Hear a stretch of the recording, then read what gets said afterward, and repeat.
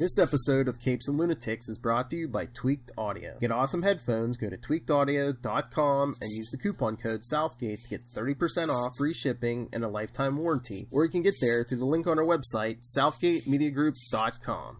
This is Duckaverse, and you're listening to the Capes and Lunatics podcast. Recording has started. Hello, dear listeners, and welcome once again to the connections of supremacy. That is Superconnectivity, a superior connection, if you will. That is why it's called Superconnectivity, Tristan. I'm your host, Charlie, the Professor Esser. Says so right on the box. I profess things, so I am a professor.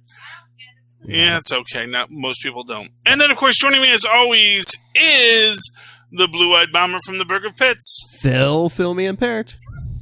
Welcome back, Philip, to this delightful show and this delightful moment.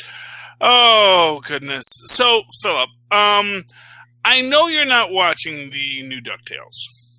I saw the first couple episodes, but then I know, Luke and I kind of lost interest. But, I know the bare minimum. Yeah, I saw the first couple. Okay, have you seen the old DuckTales? Tristan wanted to know. Yes, I did. Okay, so he does know he is familiar with the old DuckTales. That's not going to help you much in the new DuckTales because this is it's both a remake and a sequel. It's a remake. Well, it's not really a sequel. It's a remake, and it's taking. Characters like Duckworth. Well, yeah, it does have the old characters like Duckworth, but now Duckworth's a ghost, and Duckworth's character is kind of the central theme that we're working through here. You see, Duckworth's evil. Oh. Yeah. Well, yes, he does have a demonic form, which we know. So for those who have watched it, you will see there is a demonic form for Duckworth. It's actually And it's actually shown in every single episode in the start of it. yes, at the start of it, every single episode, you do see a demonic form that Duckworth has. Now, what's interesting about this is that, okay, for those of you who don't recall Duckworth from the old TV show, yeah, Tristan really has never actually seen the old show, so he really has no idea who Duckworth is beyond what he's seen now. But he was your classic Jarvis, Alfred kind of character, Mm-hmm. your Jeeves, your typical butler. Although he was not, this was back before it was important that your butler have a backstory. They used to kill people for a living, you know. Yeah. Well, no, that's how they've reintegrated that into the story. So.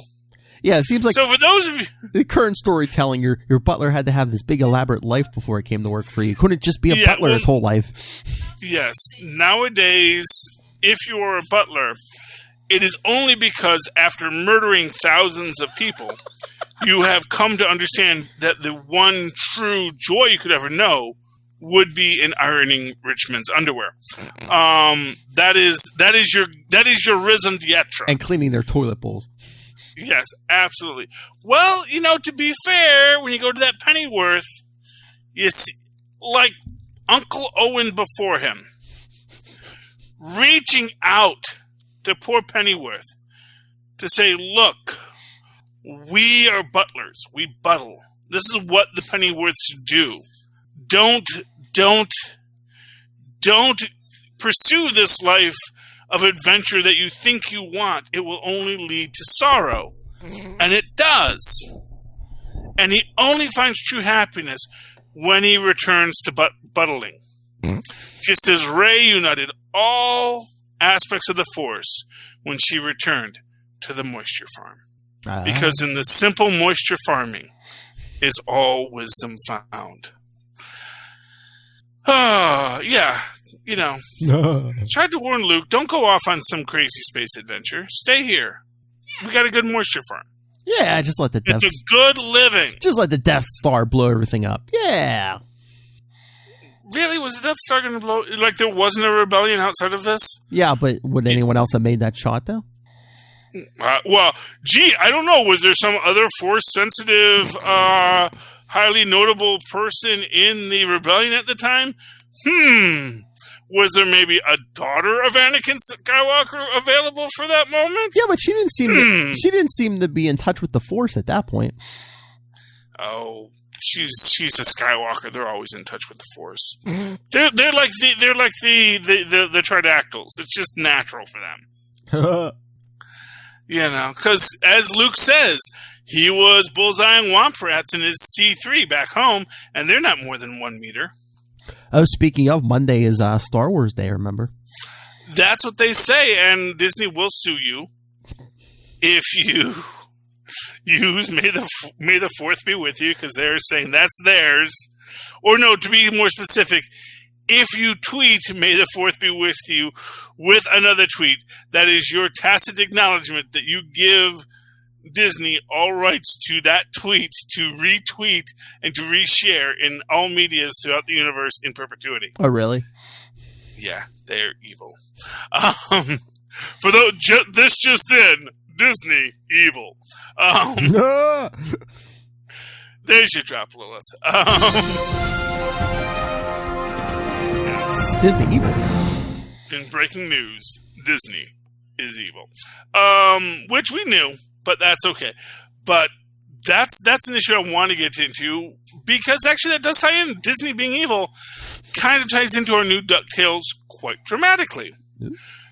Because, so, as I've done some rewatches of the recent series of DuckTales, one thing that there's a Christmas episode they did that has Scrooge revisiting the past, as he does, because apparently the ghost of Christmas past visited Scrooge in error.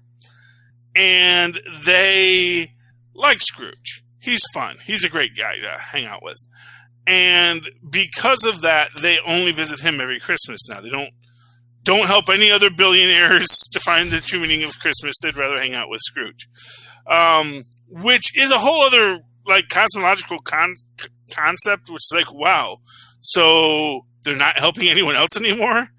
It's like, what were these guys' purpose anymore? But anyway, so, but in that, they go back to the first McDuck Industries Christmas party, where there is a scene where Duckworth is basically explaining to Scrooge his role as a billionaire now. That he has a role within the structure of society. And then brings him to the vultures, who we know are Scrooge's accountants, to introduce them to say, you need to mingle and build your business relationships. Now, it was kind of a shock when we saw that, oh, look at that. The vultures that we see early on, and I think the first episode of the new DuckTales, are actually members of Fowl. In fact, are the leaders of Fowl. And to be fair, one of the running themes of this current Fowl is they do not like big things. They don't want a big story. They don't want a big flashy explosion. They want to keep their larceny quiet. The fiendish organization of World Larceny is a quiet organization. They don't want rays. They don't want lasers. They don't want things. They don't want to be supervillains. They want to very subtly, very quietly manipulate the world to gain advantage for themselves. Now, how does this tie into Scrooge McDuck, the world's richest duck? Well, we know he is inherently associated with Fowl because they're his accountants, which also tells us that his day-to-day money management, when he's not off adventuring like some Goldie Gold or Action Jack, is being handled by Fowl. He has essentially turned over the entire money bin to the most evil organization in the Duckaverse. Now, we see that Duckworth makes the introduction. Now, during the, I think it's called the Shadow War episodes, when all hope is lost and everyone looks like they're going to die, Duckworth tells the others, "You guys wait here. I'll go prepare a place for you in the afterlife." And then he goes downward. And Ms. Beakley at the time makes the point, I hope that's not a bad portent that he went down instead of up. But I think it was a bad portent that he went down instead of up. Because, as has been pointed out to me about Scrooge McDuck, you don't get to be that rich being a good person. You know, unless you're Gladstone Gander. Gladstone Gander will luck into it because he is, maybe not the nicest person, but he doesn't wish anyone any particular ill. And he's not trying to make money, he's just very lucky. So when we see a Scrooge who has disdain for that, devil-may-care, positive attitude, the attitude of, if you will, the lilies of the field, who work not, neither do they toil, that are always provided for, that implies there may be a deeper darkness to Scrooge McDuck than we know. We may be approaching a rose quartz level heel turn with Uncle Scrooge by the end of this. Because at the end of this, there may be a point where Fowl essentially explains to Scrooge, do you think that money in your bin is there because of altruism, of charity, of good works? Uncle Scrooge, let's be honest here. Will you give up all that wealth to thwart us? Will you give up the material world that you claim to desire for us? I don't know if you will. That's the thing. I think that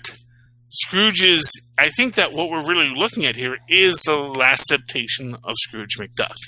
Can I just say, I know you've kind of already said it, but like this version is kind of more dark and in depth. It's like, what happened to the fun-loving DuckTales we got in our youth? Well, that's there too. But you see, Philip, the thing about modern day cartoons is kids are way smarter than you and I were as kids. True. Look, Thank you, Internet. Well, literally, you think about all the data that Luca has absorbed in his, 20 years of life that he's had. How old is he now? I don't know. 7. But 20. I think you will agree that Luca is probably smarter than you were at his age. Oh, definitely. Yeah. And I know my kids are certainly smarter than I ever was. And that's the reality, is that kids want to be engaged on a deeper level. Like you and me, we were happy to be talked down to because, honestly, we didn't know any better. Look at that duck swim through the money. It was classic. Ducks and money. Two great things that just go great together. And the thing about DuckTales is, there is this, and don't get me wrong. It's not a rose quartz level darkness yet. Okay.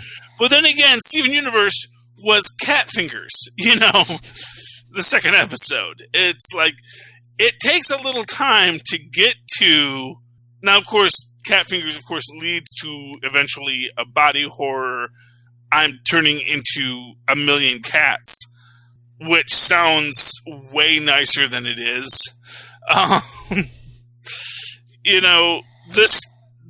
This gets into something that's, I think, is central to a lot of what we're going to be looking at here, which is that I don't think modern cartoons want to be contained to one cartoon. There's an interesting note in another Cartoon Network property called Craig of the Creek, where Craig of the Creek, they have cookie cats. Now, for those who don't recall, the first episode of Steven Universe centers around cookie cats, which were discontinued in the Steven Universe universe. And in their the first time we're introduced to them, we get their jingle, which is sort of the tale of the crystal gems, which is, great new treat from outer space, yada, yada, yada. A refugee from an interstellar war. He left his family behind. Which then they say, I don't remember that in the original jingle because it's just how weird they get in Steven Universe. But at the very end of that scene in the original, Steven says to Cookie Cat, I didn't know you were evil the whole time. Now, of course, as Steven Universe has evolved, we eventually came to understand that Rose Quartz, the refugee from the Interstellar War, was in fact evil the whole time, much like Cookie Cat.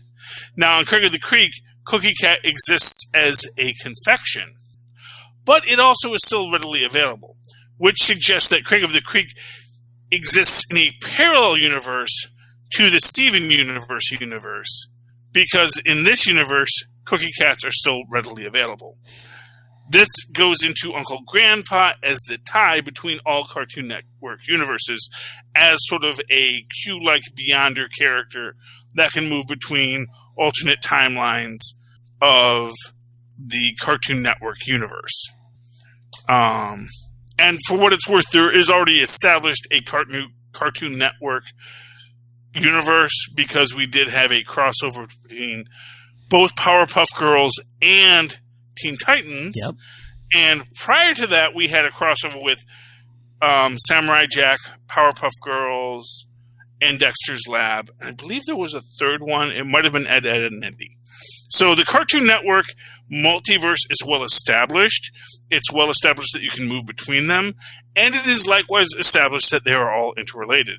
Tying that into that deeper DC-verse really expands it out in a neat way. Now, over at Disney, we have right now a DuckTales-averse in which we have created the Rescue Rangers and created, well, Goof Troop existed, but also Goofy was established as a friend of Donald's in that, suggesting that the Goof Troop universe is active within the DuckTales universe.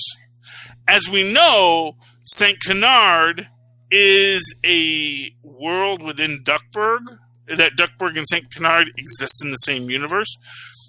Interestingly enough, again, going back to that first McDuck Industries Christmas party, old Pa Beagle, before Ma Beagle was in charge of the Beagle Boys, comes in and says he's going to steal Beagleburg back from Scrooge McDuck, suggesting that McDuck made Duckburg, that was previously Beagleburg, as a haven for ducks, which is a massive story point if it follows through from this. And of course, this is this question within the entire Disney cartoon universe: how dark are they going to go? Are they going to go full Rose Quartz?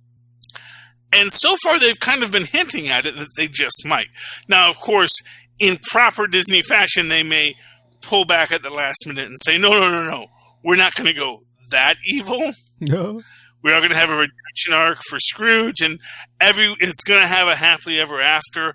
We're going to, because since we've already established time-traveling spirits, of the ghosts of Christmas past, present, and yet to come, maybe we're going to build something out here. We certainly already have gummy bears as in essence introduced, but we also now have the Rescue Rangers, which are an interesting wild card, especially because what is interesting about this story, the Agent 00 Duck story, is that we see the other Rescue Rangers are also lab rats, and they don't have clothes yet. After they're exposed to the ray, we see Gadget gets her costume. And this is what I think is the interesting thing is, we don't see any of the other clearly Rescue Rangers characters, the other rodents, get their powers. Now, in classic Disney universe characters, Chip and Dale were sentient wild woodchucks. If you ever see it's a great short. It's where Donald Duck is selling nut butter. And if you want quality nut butters, go to Donald Duck. And Chip and Dale want to steal his nut butters because, it's nut butter. Who wouldn't want nut butter? And you get this idea of this world where there is a dominant species, the ducks, and then the rodentia are much like in Zootopia, sentient, but that unlike Zootopia, they aren't treated as equals in society, probably because they don't wear clothes. Now, when exposed to the device that has Gadget put on clothes for the first time, it increases her intelligence exponentially, but she also puts on clothes. Similar, if you will, to Eve in the Garden of Eden and Adam, once they eat from the fruit of the tree of knowledge, sewing fig leaves into clothing.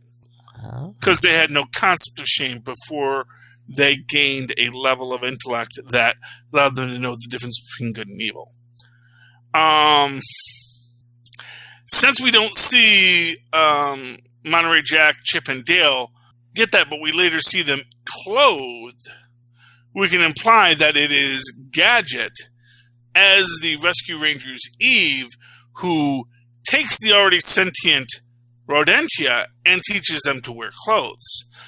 Now, when Launchpad at the end absorbs the mind-dumbing powers of the ray, of the stupid ray that was going to be sent by Steelbeak, you see that it gives a secondary burst outside, clearly covering the whole city, maybe even the whole world. But because the dumbness was absorbed by Launchpad, it's arguable that intellect then went out to all of the other lower species and gave them that desire to wear clothes, which gives us this secondary world that we see in Rescue Rangers, where there is, yes, a dominant, in that case, humanoid life form that rules the world, but that the Rodentia do wear clothes and do have a secondary sub-society. Now, what's interesting is that, as we know, the Rodentia were already sentient. They just didn't wear clothes until this moment occurs. Until I forget which eye it is. It's some sort of jewel that they call an eye, and it gives you the intellect. So it's an interesting take on some biblical prophecies and some biblical ideas that goes into what we're building in that Disney universe.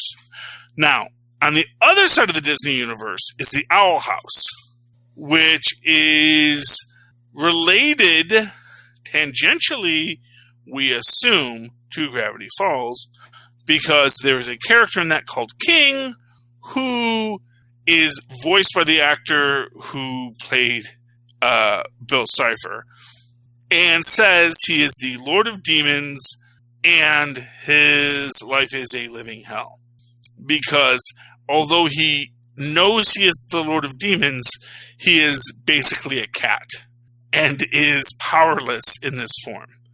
Which, if we go into the deep lore of Gravity Falls, tells us that Bill Cipher can have a redemption arc, but first he must accept the consequences of his crimes and, essentially must face the punishment for them. And I think that's what we're seeing in the Owl House. I think that the Owl House is going to be the punishment of Bill Cipher, and we may eventually get a Bill Cipher reveal, or we may not. In fact, I can fully see the idea that it will be strongly implied and maybe even lead up to a moment where King may see that there is a Bill Cipher that he once was, that he could reclaim, and then he turns away to save Luz and Edna. Because Edna? No, I think it's Edna. I don't think there's an Edna. I don't think it's Edna. I think it's Edna. I don't know. I'll have to watch it again. We're gonna, whether or not you pronounce the N or not, I'm not sure. But I can see him turning away from that evil in that ultimate scene at the end of Owl House because that was his journey. He had to realize that what he sought to be as Bill Cipher, the Demon Lord, is not the path forward that he would learn as King, the house pet. And in that structure, we can look back then on Scrooge McDuck when he comes to that moment of realizing that he might have to give up his treasure to thwart Fowl. He may choose to say that I will give up my treasure because I built my treasure from nothing and I will do it again, or I will simply survive.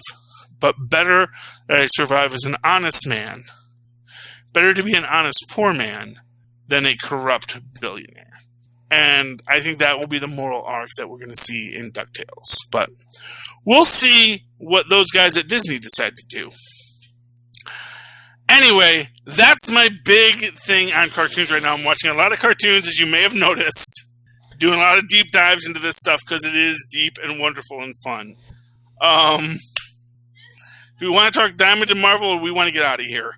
No, I mean we could talk. Well, do you want to do Diamond, or do you want to do the whole AMC versus Universal? Or well, okay. So, I think they all tie in together. Okay. So Universal made a statement that said, "Look, we made a lot of money off of Trolls." Oh yeah. Although I think it broke the record for video on demand. Yeah. Yeah. To be fair, they made a lot of money off of Trolls because they're the only ones who sold it. You know, let me put it this way: if Disney had said, "Okay, yeah, we're going to do Black Widow that way too," no one would even know what Trolls would have had the box office that they had. They would have had. Yeah. You know, that's the thing. It's like Trolls had a great box office expressly because of expressly because no one else was going to challenge them because no one else really wanted to rock that boat. Because, for what it's worth, I think Disney needs movie theaters. Yeah. That multi-billion-dollar blockbuster doesn't necessarily come from just video on demand. You need to get that big blockbuster. You need to get everyone into the event. You need to sell the popcorn. You need to have all those people coming in to make it worthwhile. Plus, you probably have a segment of your population, mostly probably older people who probably don't know or aren't interested in streaming and stuff. That what do they know going to the theater? I mean, yeah, but are those people going to see Trolls? Oh, I thought we were talking about Marvel movies. Even Black Widow. I mean, really, is there a big septuagenarian? I mean, technically, I guess there could be a big septuagenarian. Well, I'm talking following. I'm talking like she has been around since the '60s, after all. Yeah, but I mean, there's 50 or 60-year-olds. Some of them might not be into the streaming. Really? I don't know. Every 50 to 60-year-old I know grew up in the 70s and 80s at the height of the technological boom. So I'm just saying, man, I'm getting the ARP emails now. So yeah, 46. I know, but I also know that guys older than me that are my friends, they're way more internet savvy than even I am. So. Okay. All right. How about this? There may be people who can't afford streaming services who will go to the theater. Yeah, except streaming services are actually technically cheaper than the theater. Even if you charge me $20, when you factor in popcorn and soda, you're still coming out ahead. Yeah. And it's all profit. That's the thing. I think that Disney wants to still have blockbusters. I think that one of the main things about why you're getting this fight between Regal and AMC and Universal is that these were three people that could fight on this subject. It's basically weight class. Yeah. Universe, if Universe walks away and never releases another film, it's not necessarily gonna be the death knell for Universal because they weren't making tentpoles. And I mean, this is a weird time. No. I know this hurt the theaters and stuff, but again, this is Trolls. This is like a kids movie. I mean, this wasn't like Fast and the Furious. Well, exactly, but it was also the only thing that was out. Yeah. It was new content that was a known property, that was family friendly, that had a McDonald's toy tie-in. You know, I mean, it was a blockbuster film, and essentially, by being the only blockbuster out there, got to be a blockbuster even in the COVID scenario, expressly because it was a known entity. It was something that a certain portion of people were waiting for. And because there were a portion of people waiting for it, they aggregated out to the rest of the community who wanted something to do. Yeah, exactly. And so everyone said, well, let's download this dang Trolls. Let's see what that's about, you know? Poor Artemis Fowl, who is getting a similar treatment, I don't think is going to break it because Artemis Fowl is a new property. I don't think it already has a lot of negativity in the fan community. I think that's more like a New Mutant. You want to just bury it. Exactly. What I was going to say is that because didn't they do that with was that Onward or whatever that didn't get this kind of negative. Well, Onward got a theater release. Oh, did it? And yes, it got because it came out just before the theaters all closed. Okay. So it existed. It was in the theaters. And then they released it on demand, and it made a lot of money. It actually did very well. Much like Trolls, it did very well. Oh yeah, but again, because it was the only thing out there, and also to its credit, I'm going to say, Onward is a Pixar Disney production. It is really good to watch. It has all the feels. I mean, maybe not Last Unicorn level feels, but still a lot of feels. And so. Yeah, so people saw that, they watched that, they enjoyed that, and they paid for that. And that is what Onward was. But Disney isn't standing up and saying, well, maybe we'll do all of our films this way, or maybe we'll do a lot more direct. First off, Disney already has a direct-to-video market. There's lots of things Disney is going to just do as direct pay-per-view, direct to Disney Plus streaming. Because even Onward, it was on demand briefly, and then it almost immediately went to Disney Plus, which is, for what it's worth, a standard cash cow. Where, doesn't matter what they put on it, it's always going through, Oh yeah. It's all my $10 is going to them every month regardless. So they're fine with that.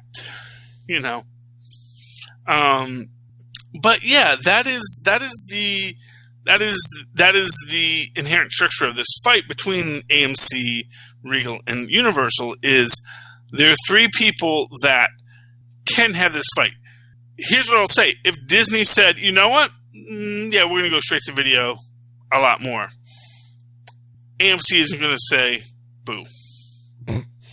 Because they need Disney as much as Disney needs them. Oh, yeah. And along those same lines, Disney probably isn't ever going to say that, even if they might be thinking about it. Yeah. Because Disney needs those theaters. They'll never admit it. Well, exactly. They'll never admit it. And for those things they think can go direct-to-video, they'll release direct-to-video. So Disney may be thinking, yeah, you know what, let's restructure our slate. Who can go Disney Plus? Who can go Hulu? Who can go video on demand? Yeah. And who needs a theater release? Yeah. And telling that, they're still sticking that Black Widow needs theater, which of course tells you that Black Widow is probably very important to the overarching storyline of the next phase of Avengers. Oh yeah. Or, so you realize maybe we'll get a Reed Richards reference in there. You realize today was the day Black Widow was supposed to come out, right? I did not realize that. Yep. But I barely know that today's today. Okay, Tristan, you can only play the game.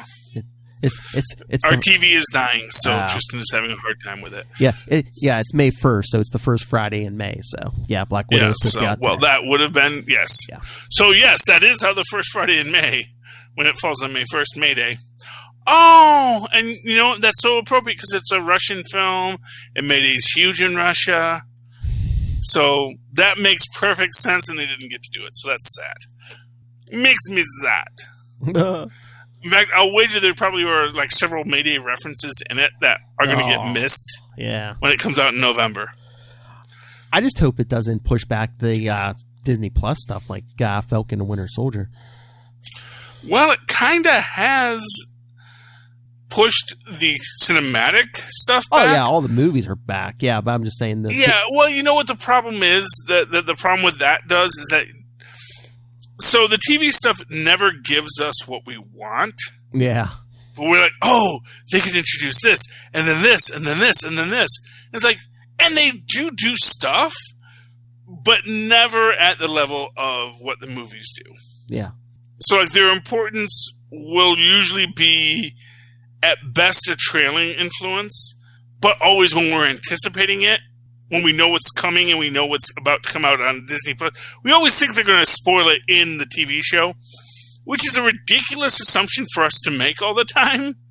And yet we always do, Philip. We always do. Well, didn't they say the Disney Plus series were going to be more connected to the movies than, say, like Agents of S.H.I.E.L.D. or Agent Carter? Well, I mean, I don't know how much that means. Well, I mean, Feige's in charge of it all now, though, too. Well, yeah. And so let me put it to you this way. Every book that Marvel puts out is in its connected Marvel comic book universe. Mm-hmm. But everyone knows that for a very long time the mutants were in their kind of world, faced mutant problems. On their own island, you could say. Well, now they're on an island. Yeah, they're literally on an island. But for the longest time, it's like, there were a lot of things that happened in the X books that really never, like, as an example, the mutant, although Mutant Registration was a company-wide event, the Mutant Massacre really didn't get outside of the X books very much. Mm. Which is kind of a telling, interesting point that, there was kind of a whole genocide against mutants back in the 90s or the late 80s. And you go, really?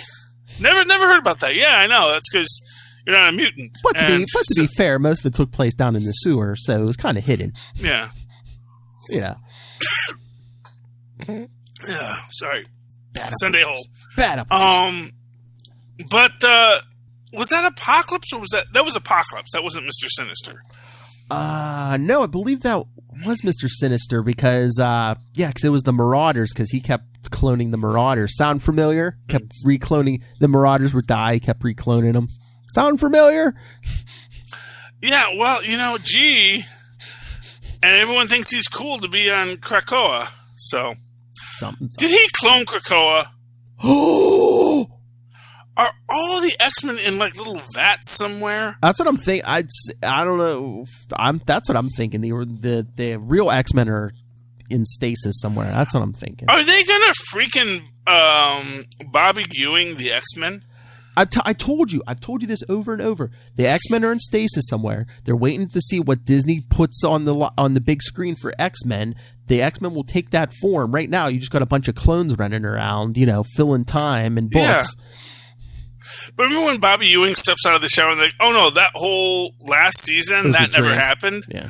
Yeah, I mean, obviously it all happens but it's all going to be clones, so. Mm-hmm.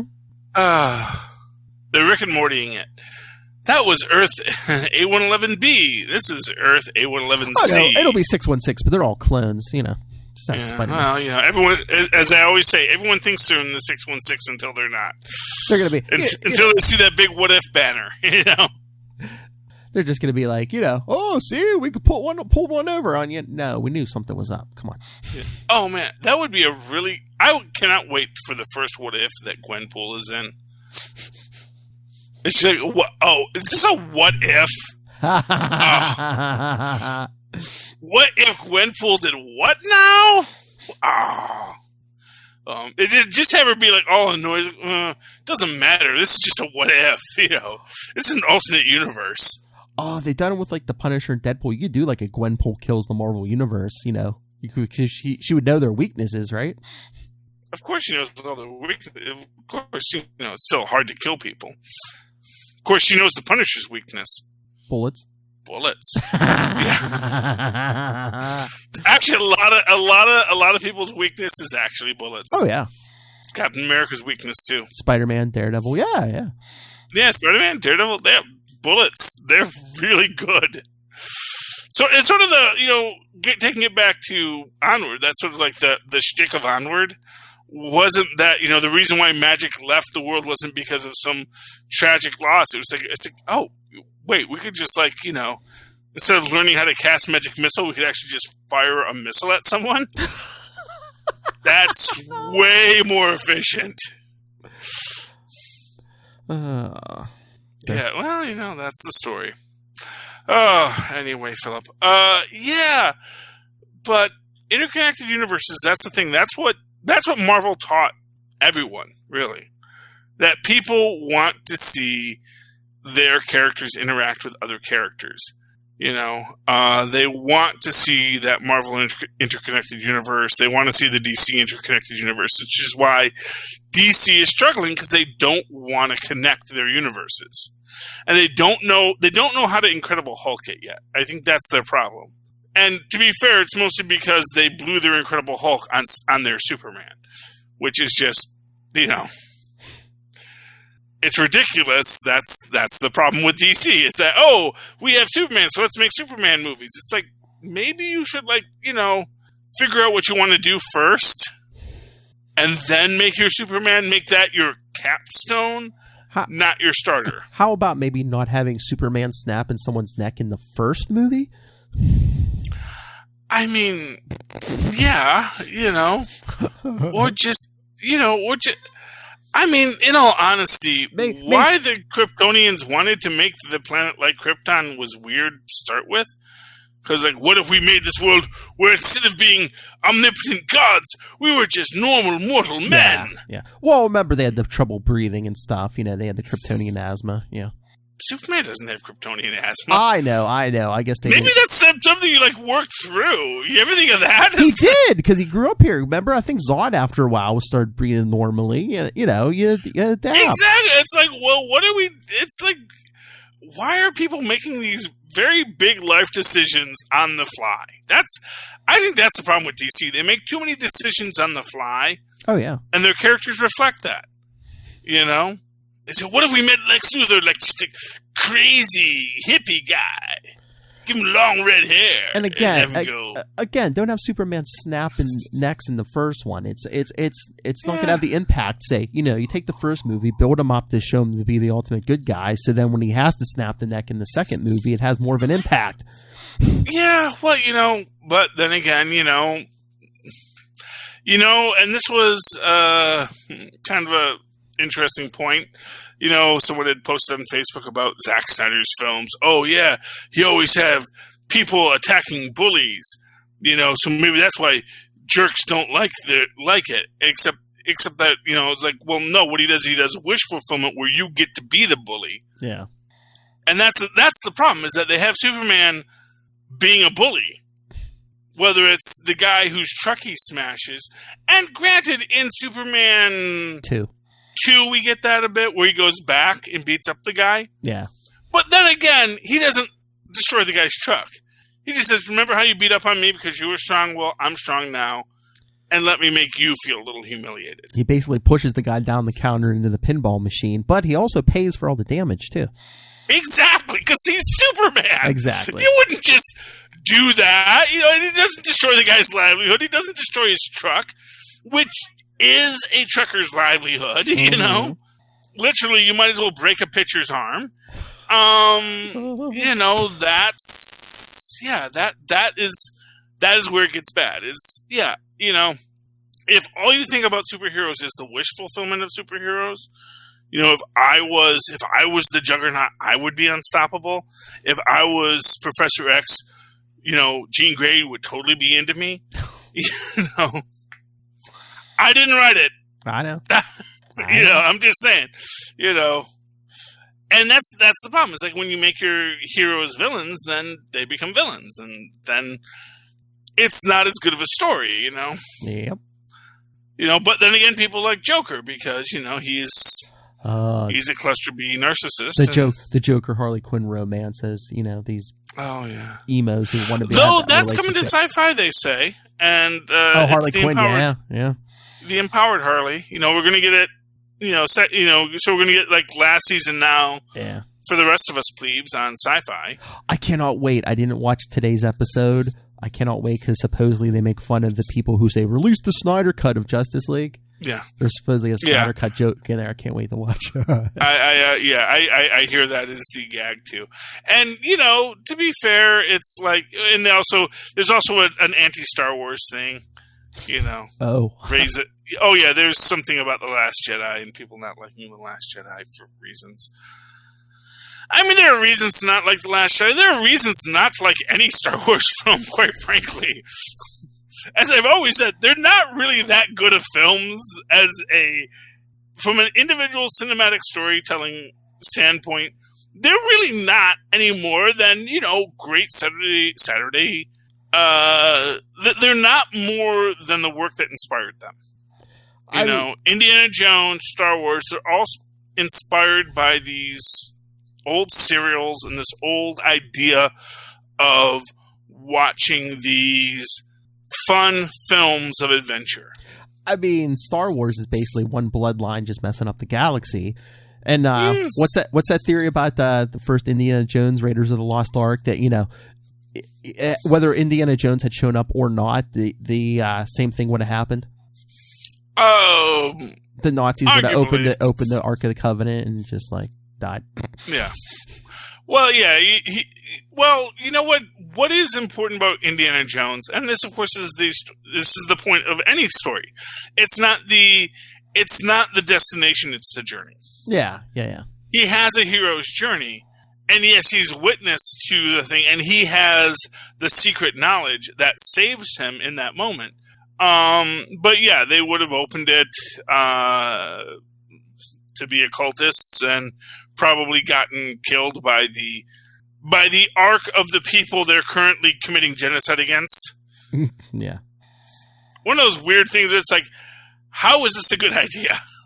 You know? I get the idea that maybe we should find the Ark of the Covenant and secure it somewhere so that no one uses it against us. Although the last people who did that had plagues and boils visited upon them, if you actually read the Bible. Who touched the Ark of the Covenant? There's a whole storyline in the Bible where right now, who touched the Ark of the Covenant? Well, well, I guess Donald Trump did. Well, you know what he probably said? You know that scene with the top men? I want to go to that top men place. Get me to that top men place. It's like, really? We don't think it's a good idea for you to go to the top men place, Mr. President? I'm the president. I want to go to the top men place. Where are the top men? It's important. So important. They take him to the top men place. He says, where's that thing? The thing from the movie. And, like, we didn't know that was real, but he thought it was real. And, you know, and so he goes, he said, but, you know, we actually locked it away for a reason because it's a highly dangerous mystical artifact. And if you actually read the Bible, it says that those who desecrate it and take it from its rightful place are visited on numerous plagues. Yeah, so I think that explains 2020 now. Donald Trump went to the top men place, found the Ark of the Covenant, and touched it, and released. And because he's still our president, we've got to deal with that. So until he gets conquered as president, we're kind of stuck here. Which I think we knew. I think we all know that at this point. But that's right. So no, but it is, and I can't remember. It's in. Is it in Exodus? Yeah, I think it's no. It can't be in Exodus. Is it in Leviticus? No, it can't be in Leviticus. China. But yeah, the Ark of the Covenant gets taken away from Israel for a period, but the people who steal it, of course, get visited upon by plagues because they aren't the chosen people of God, and you know, wackiness ensues. Is that in Judges? I don't know. Might have been in Judges. Maybe it's one of the books of Judges. No, it had to be one of the King's books. Yeah, it's been a long time since I've read the Bible. So yeah, me too. Yeah, no. Right now I'm trying to get through Conan. So,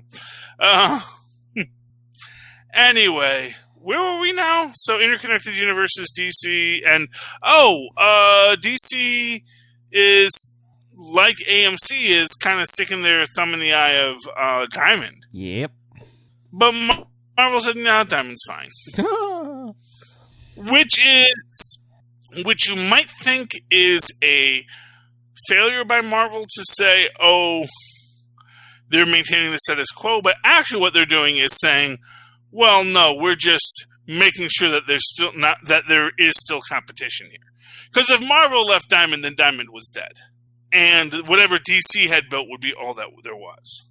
And so by Marvel staying with Diamond, it's essentially keeping Diamond alive, putting Marvel as the show pony at Diamond, to basically give them, basically first fruits at Diamond, to exert their monopolistic tendencies with Diamond. Meanwhile, it isn't a monopoly now because someone else has set up another distribution line that Marvel can take advantage of as it sees fit. That's the fun side of that. Is like Disney Publishing might decide, oh, you know what? Let's put out some Disney Publishing comics separate from Marvel, and we'll go use that DC line for that DC distribution method for that, so that Disney can play both sides against the middle, because Disney is not fast to act. Do you think they're letting DC be the canary in the coal mine and seeing if they if it is this going to blow up in DC's face or not? Well, no. What they're letting DC be DC, which is, you know what, DC's going to just decide stuff on the fly, jump into things. That's what I'm saying. But the thing is that it always blows up in DC's face anyway. Yeah, that's what I'm saying. But I mean, Disney, they wait, they see, okay, if it's successful, maybe we'll roll something out like this out later. But if it blows up in their face, hey, we were the ones who sat here and said, oh no, we love Diamond. Yeah, well, and to be fair, they didn't say we love Diamond. No, we love the comic book stores. Well, what they said was, no, we'll start releasing at coincidentally the same time that Diamond is. Oh, they're still going through Diamond, yeah. Yeah, but it's a different. So DC started distributing, because DC said when they were going to distribute after Diamond said they were going to go back. Mm-hmm. So Diamond said they're going to come back end of May. DC said we're going to be back end of April, and they're back apparently. In fact, my comic book guy said, "Yeah, we've got these Batman reprints that just came, so if that's on your list, we have them." Yeah, I was going to say, mostly this week, I think it was just reprints, yeah. Yeah, just reprints. And, and when Marvel comes back, it's mostly reprints again. I don't think there's any new content coming out from Marvel that first week, end of May. I think they don't get new stuff, I think, until the second week of June is the Captain America book. I think that's the first new book they're releasing, the Ta-Nehisi Coates, if I'm recalling correctly. Unless Avengers 33 is a new book. But I thought that might be a reprint. But, so Disney is playing their cards close to their vest as always, and DC is running out there trying to sort of make their own way and, maybe making a misstep or maybe making a misstep just right. Because if DC comes out on top from this, that's great for DC, and then other people can join in on this distribution model that DC has set up. But by keeping Diamond open, which is essentially what Marvel is doing. Marvel is saying, we're going to keep Diamond going. Because they lost DC, but if we stay at Diamond, then Diamond can still be a going concern, which means that everyone else can use Diamond still too. Mm-hmm. So that now what you have is you actually have a duopoly, if not an oligopoly, between Diamond and the two structures that DC set up. So you actually have now, for the first time ever, an actual competitive comic book distribution marketplace. So that's an interesting thing to come out of all of this. Wait and see. Well, that's all we can do, because none of us are in charge of making these decisions. Nothing has happened yet. Nothing has happened yet with regard to... Oh, he's in Fortnite. The event has not started in Fortnite at this time, 10:35 p.m. on Friday, May 1st. It said that it would happen in 30 minutes a few minutes ago. Yeah, so it said it was going to be 30 minutes from now, a few minutes ago. Now Tristan said it's Philware, so apparently you're a thing now, Phil. You're Philware. Ooh. I don't know. I guess that's because it fills them in. Oh. Or maybe it's just meant to be that it's filler. So it's fillware. Meaning that it's just, an empty world that you jump in. Anyway, Phil, anything else you want to talk about tonight? No, I think we're good. I think we're good too. So, how can people find you if they need to? Well, if you want to get a hold of me personally, you can always email me, nightwingpdp@gmail.com. On Twitter, I am @nightwingpdp. And, of course, we'd like you all to help out our sponsors, Tweaked Audio. Makers of fine audio devices.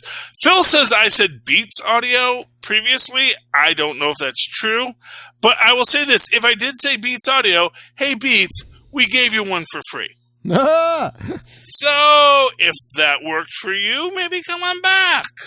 Just saying. First taste is free.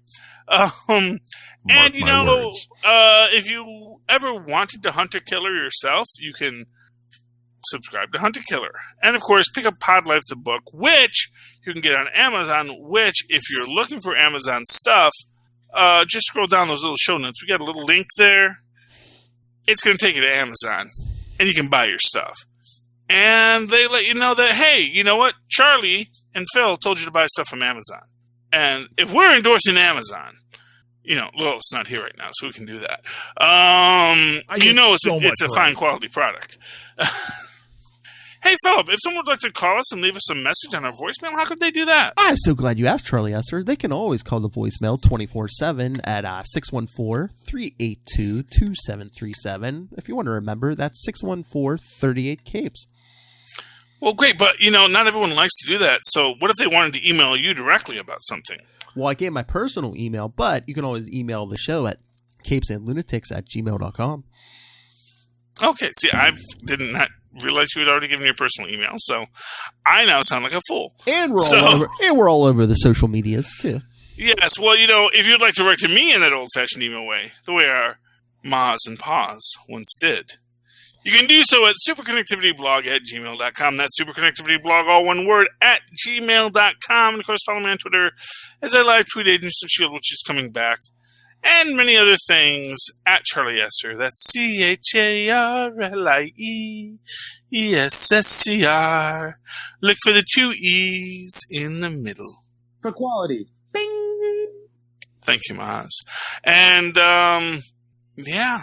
that's all the stuff we've done today. We've connected many things superbly, I hope. Please do me a favor, friends and neighbors. Please come back here next week and super connect with us again. Good night. Good night. Boy, I can't even see Tristan working you from behind like a puppet. No, he's running back and forth. He is a sprinter, and he's going to be very bad because I'm going to turn off his Fortnite in a minute. Oh no! Yeah, well, because I want to watch TV, not Fortnite. Enough said. Enough said.